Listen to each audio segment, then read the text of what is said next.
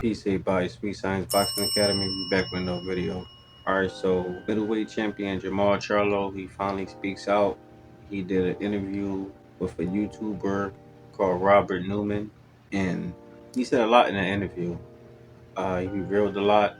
He said that right now that he's in Florida with Roy Jones, that his coach Ronnie Shields hooked him up with Roy Jones.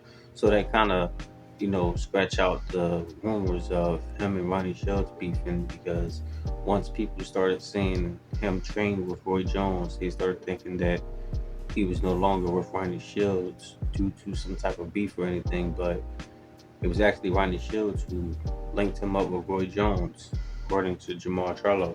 So he's out there in Pensacola, Florida, getting trained by Roy Jones because he needed to leave Texas.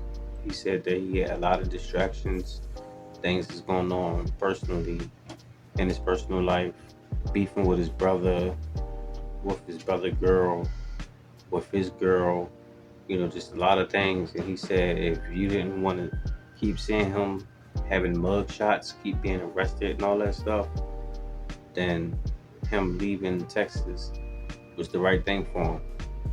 And for those who don't know, people have a lot of trouble with mental illness. This is common. People should know this.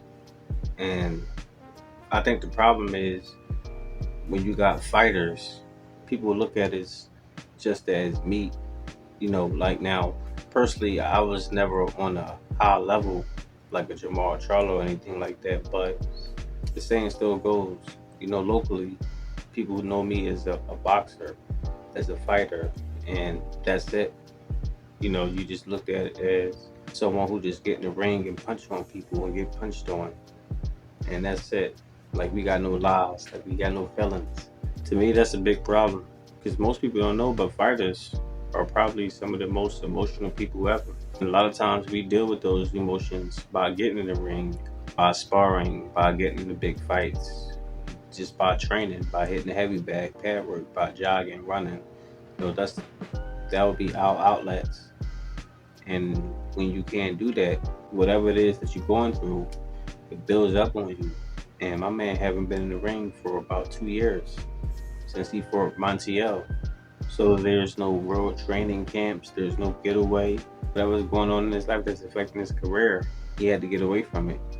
Now, I just previously made a video of him training because he said he wanted to come back in October, and he was hitting a happy bag, looking real lethargic.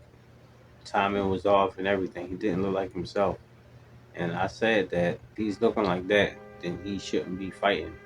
Now, in his interview, he's saying everything is fine and everything, but some of the training footage show otherwise.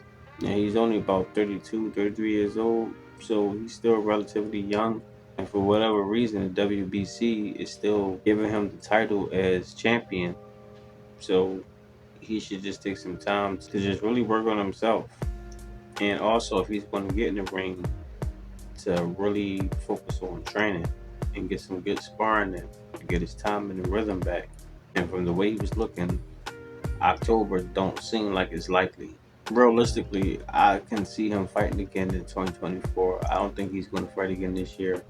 I don't even think he should be fighting again this year, to be honest with you. But 2024, that should be enough time. Just a little bit, just to knock the dust off. And then in the middle or late next year, he can start getting into some super fights. But he need a tune-up first, and that's real talk. But that's all I got for now, guys. Let me know what y'all think. Drop your comments down below. Make sure you hit the like, subscribe, and hit the bell. I'll see y'all in the next one. Peace.